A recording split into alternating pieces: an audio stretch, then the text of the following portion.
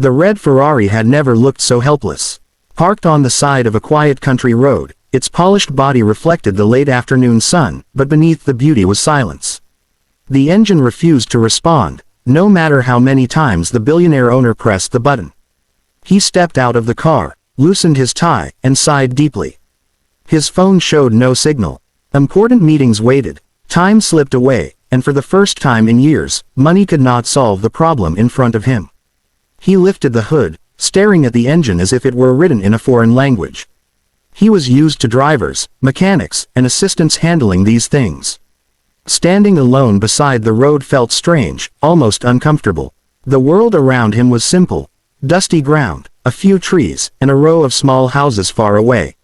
This was not a place he ever planned to stop. A soft sound caught his attention. Footsteps. He turned and saw a little girl standing a few feet away. She looked about 7 or 8 years old, wearing a faded blue dress and carrying a school bag that seemed too heavy for her small shoulders. Her hair was tied in uneven braids, and her shoes were dusty from the road.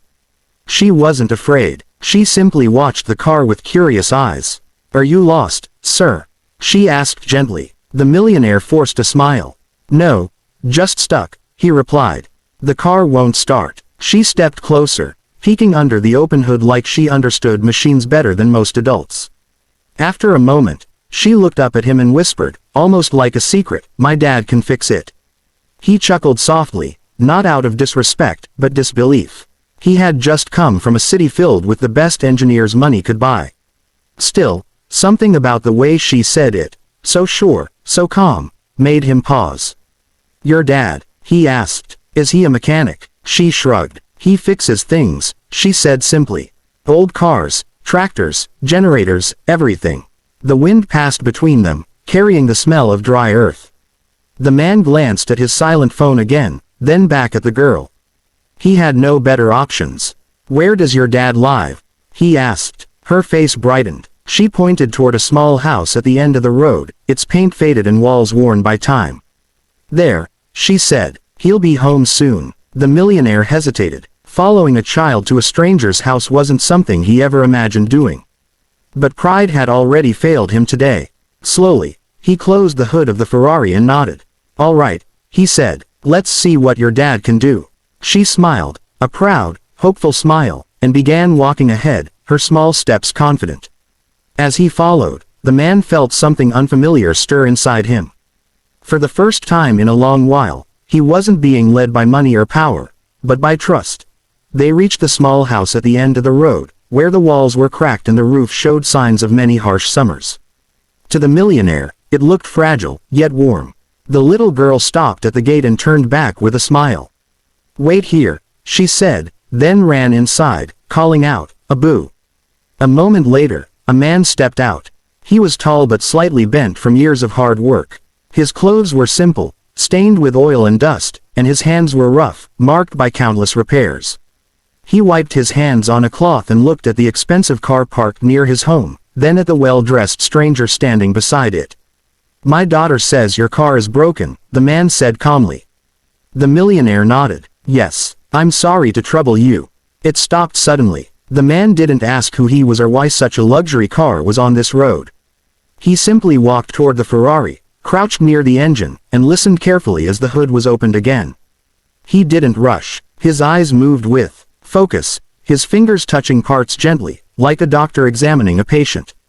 The little girl stood nearby, watching with admiration. To her, this was nothing new. She had seen her father bring dead machines back to life many times.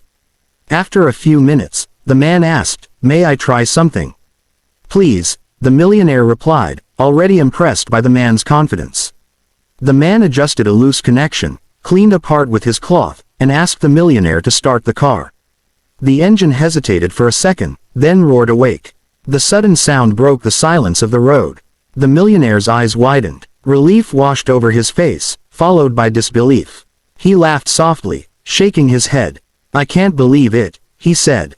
"It's working." The man stepped back and closed the hood. "A small problem," he said simply. "Nothing serious." The millionaire reached into his wallet, pulling out a thick stack of notes. "Please," he said, holding them out. "Take this. You saved me a lot of time." The man gently pushed his hand away. "No," he replied, "I fixed your car because you needed help, not because I wanted money." The little girl looked up at her father, pride shining in her eyes. The millionaire felt something tighten in his chest. He had spent his life believing every favor had a price. This moment challenged that belief. Slowly, he put the money back. "Thank you," he said sincerely. "I won't forget this." As he got into his Ferrari, he looked back at the small house, the humble man, and the smiling child. The engine purred smoothly now, but inside him, something else had changed. He drove away richer than before.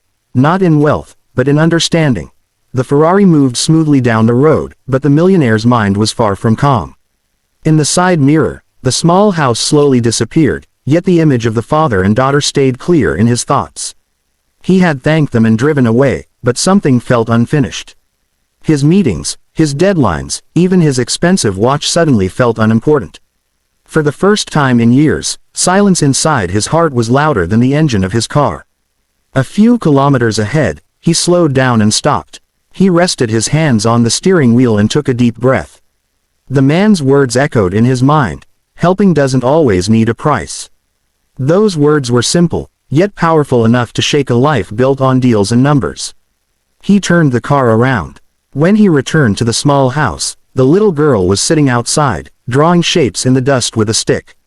She looked up, surprised, then smiled when she saw him again. "You came back," she said. "Yes," he replied, stepping out of the car. "I needed to." Her father came out as well, a little confused. "Is there another problem?" he asked. "No," the millionaire said quickly. "The car is perfect, but I realized something on the way." He paused, choosing his words carefully. "You helped me without asking who I was or what I could give you. That's rare." The man listened quietly. "I don't want to insult you with money," the millionaire continued. "But I would like to help your family, in a way that respects you." The father frowned slightly. "We don't need charity," he said firmly. "I understand," the millionaire replied. "So let me offer partnership instead." He explained how he owned several transport companies and workshops in the city. "I'm always looking for honest, skilled people. I'd like you to manage one of my service garages. Fair salary, full respect." Silence followed. The little girl looked from her father to the man, not fully understanding, but sensing something important. The father took a long breath. He had worked all his life with broken tools and limited chances. This wasn't pity, it was opportunity. "If it's honest work," he said slowly, "I will accept." The millionaire smiled, relieved. "It is." Weeks later, life changed. The father now worked in a clean, well-equipped garage, respected for his skill. The little girl attended a better school, still humble, still kind. And the millionaire, he visited often, not as a boss, but as a friend. One afternoon, as the girl watched her father repair a car, she looked up at the millionaire and whispered the same words again, smiling proudly, "My dad can fix it." This time, the millionaire smiled back, knowing she was right, about cars, and about hearts too.